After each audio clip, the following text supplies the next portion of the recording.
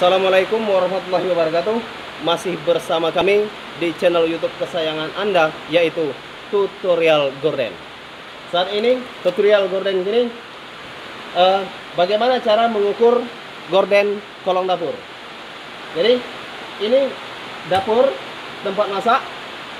Jadi kolong dapur ini yang dinamakan dengan kolong dapur.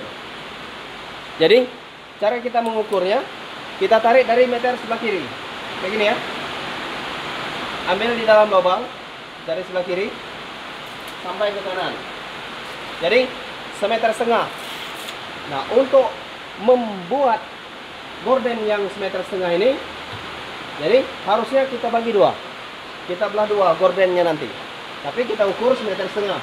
Jadi 1,50 meter. Kalau dibagi dua berarti 75 cm.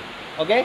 Berarti lebarnya 75 cm untuk kain gorden kolong dapurnya.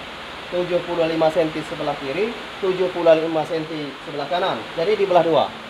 Supaya kalau kita belah dua gordennya nanti, supaya kita bisa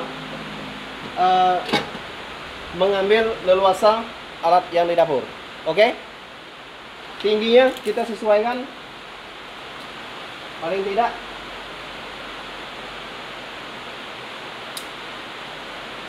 2 cm dari lantai, berarti 58 cm.